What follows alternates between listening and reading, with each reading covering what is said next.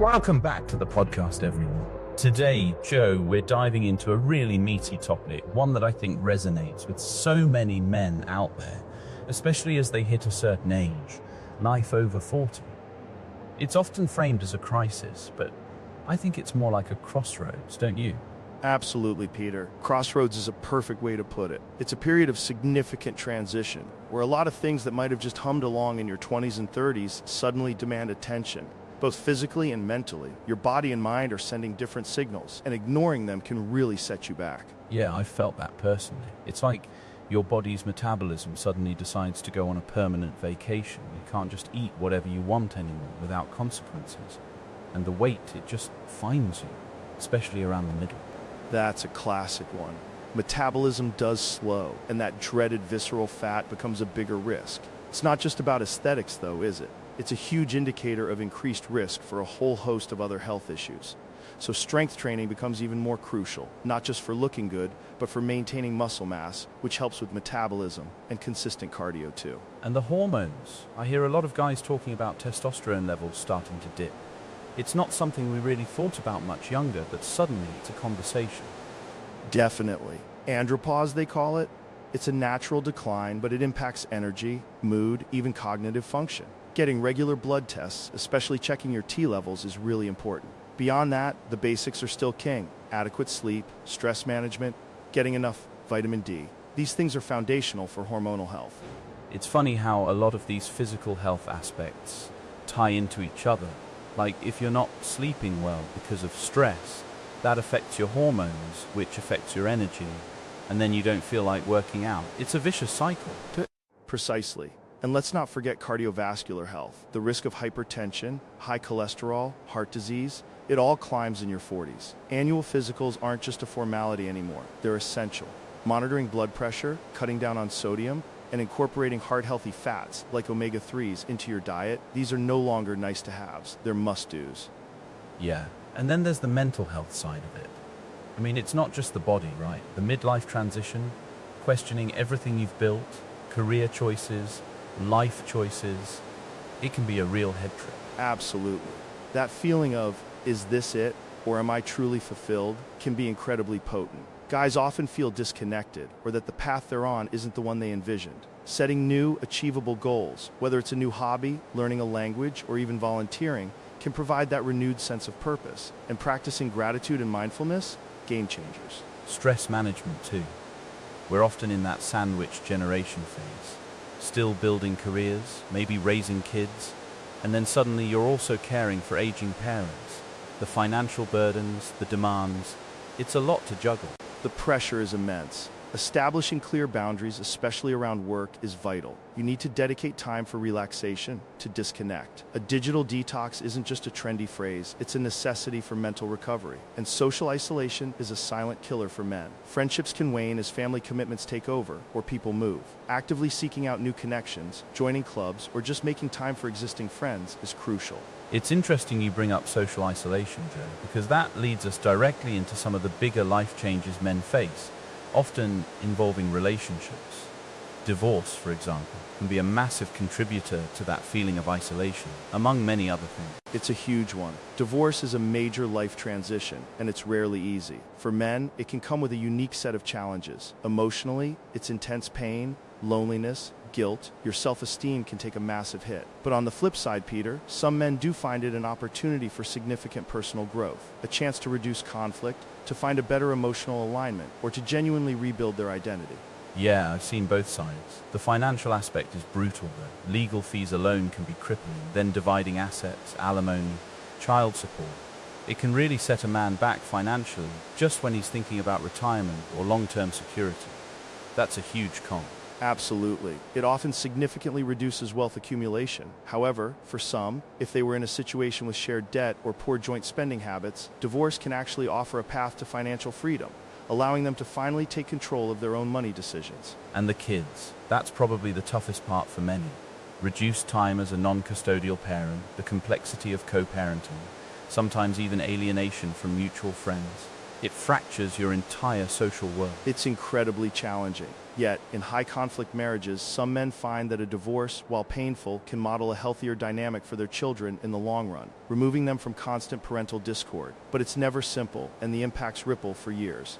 Speaking of relationship dynamics and perceived biases, that brings us to a more controversial topic that often comes up in these discussions: MGTOW, or men going their own way. What exactly is that all about, Joe? MGTOW is a philosophical movement, Peter, often seen within the broader manosphere. At its core, it advocates for men to separate themselves from societal structures, particularly marriage and long-term relationships, that they perceive as being biased or detrimental to men. It's essentially an opting out of the traditional relationship paradigm. So, what are the perceived pros for someone who adopts this philosophy? For adherents, the biggest pro is personal autonomy, complete control over their finances, their time, and their life choices. They see it as freedom from the perceived legal and relational risks associated with marriage and potential divorce. It's about maximizing personal wealth preservation, avoiding the costs of dating, marriage, and potential legal battles. That makes a certain sense if you've been through a really bitter divorce, I suppose, or seen friends go through it. But what are the downsides, both personally and societally? The downsides are significant: potentially severe social isolation and profound loneliness, the lack of intimate companionship, deep personal connection, and the emotional support that relationships often provide. While they focus on financial security, they miss the benefits of shared resources, emotional resilience, and the social stability that a family unit can offer. It can also lead to a really cynical and bitter worldview. I can see that. It sounds like a highly defensive posture, almost retreating from the world rather than engaging with it to build something better. It also sounds like it could exacerbate some of those mental health issues we talked about earlier, like social isolation. Precisely. While it promises reduced stress by avoiding conflict, it can be replaced by a different kind of stress stemming from chronic isolation and a hyper-negative outlook. It often becomes about what one is avoiding rather than what one is building or contributing to. Okay, so we've talked about health and the relationship landscape. Now, how do men navigate all this and still aim for success? This brings us to a concept that's often talked about, sometimes with a bit of a sneer, but also with grudging respect: Machiavellianism. Machiavellianism. Derived from Niccolò Machiavelli's The Prince, it's often misunderstood. It refers to a personality trait characterized by manipulation, cynicism, ruthlessness, and a laser focus on self-interest to achieve goals, often with a disregard for traditional morality. It's one of the dark triad traits alongside narcissism and psychopathy. So, how does that translate into a modern approach to success? Are we talking about backstabbing your way to the top? Well, in its purest form, yes. It often involves the idea that the ends justify the means, using any strategy, deception, flattery, calculated backstabbing to secure a promotion, client, or political victory. But it also emphasizes virtu, which is prowess and skill, relentless development of competence, adapting quickly to change, and seeking power and influence. That part, I think, is undeniably useful for success, regardless of the ethics involved. So competence is good, but the manipulation part, that feels dangerous, not just for others, but for the person trying to implement it. Doesn't that damage your reputation in the long run? Absolutely. That's the long-term consequence. While it might offer rapid advancement in highly competitive, low-trust environments, once identified, Machiavellian individuals are avoided and actively resisted. People talk, it creates a volatile, untrustworthy environment, and it's mentally exhausting to constantly maintain a facade of moral rectitude when your internal actions are purely self-serving. So it's about projecting an image, even if it's not real. Exactly. Appearance versus reality. Projecting an image of fairness and capability, even if you're internally making purely self-serving moves. It's a high cognitive load, and the risk of exposure can lead to catastrophic failure and public disgrace. Then there's the pragmatic ruthlessness, eliminating rivals or emotional attachments when they hinder progress. This leads to isolation, because who wants to truly be close to someone who might cut you off at any moment? That's a pretty bleak outlook, isn't it? It sounds like you might gain power or wealth in the short term, but you'd lose everything that actually makes life meaningful. That's often the case. Success achieved through pure manipulation often lacks the satisfaction of genuine achievement and partnership. Consistent disregard for others can lead to emotional numbness and difficulty forming meaningful relationships. It's success, yes, but often a hollow success, leaving you isolated at the top. So, for men over 40 trying to figure out their path, balancing all these aspects, health, relationships, career success, what's the takeaway? How do these very different topics integrate? It all boils down to sustainability and genuine fulfillment. First, health is foundational. Physical and mental health management must be the top priority. Without that, any career success or philosophical positioning is simply unsustainable. You can't win if you're constantly fighting your own body and mind. That makes so much sense. If you're burnt out, unhealthy, or depressed, even the most strategic plan is going to fail. Exactly. Then, divorce, while incredibly painful, often acts as a catalyst. It forces a radical reevaluation of identity, priorities, and what you truly want your life to look like. The focus shouldn't be on dwelling on the past, but on building a positive future structure, whether that's effective co-parenting, achieving financial stability, or forging new, healthier connections. So it's about looking forward rather than getting stuck.